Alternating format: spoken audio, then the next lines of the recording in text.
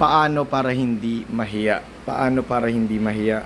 Sa mga tao makakanood nito, ang sinasabi ni Bossing dito, it's tungkol sa uh, live, doing live. Paano para hindi Are you doing contents? Nagpo-post ka ba ng mga video contents? Sumaharap ka ba sa camera or hindi? Hindi. Boss, if you are planning to do live selling or content, video contents, you're going to do something na hindi ka komportable.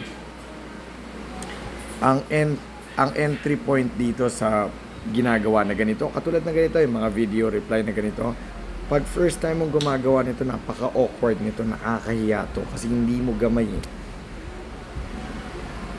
Pero as you do it every single day, gawin mo siya ng gawin, hindi na siya nakakahiya at hindi na siya awkward. Basic na lang siya. Repetition is the mother of all learning. Parang tayo, natuto tayo maglakad, paulit-ulit natin ginawa. Tayo natuto tayo magbisikleta at magmaneho, paulit-ulit natin ginagawa.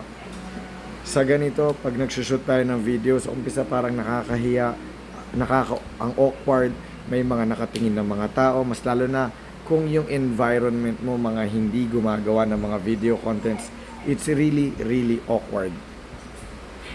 Pero pag nasanay ka na, ginawa mo siya ng 1 beses, tapos 3, tapos 5, tapos 10 beses, hindi mo mamamalaya, naka-20 ka na, naka-50 ka na, 100, 1,000 mo na ginagawa.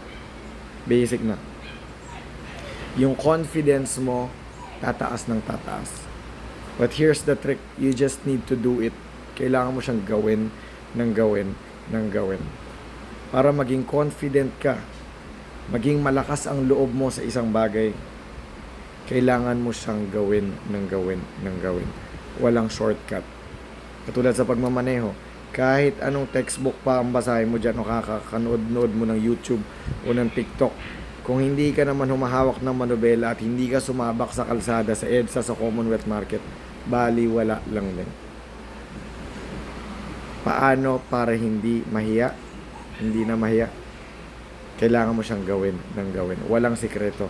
Kailangan mong laksan yung loob at sugurin yung takot mo at kahihiyan mo na nasa isip mo. Gawin mo lang siya ng gawin, boss. I hope this video can help you. Big shoutout sa'yo. ROYD, Piano, YAD. Good luck in everything, bossing. Kung sakaling mako-conquer mo yung ganyang klaseng fear or mindset, you're going to conquer it, let me know. I'll be very, very happy for you. Take care.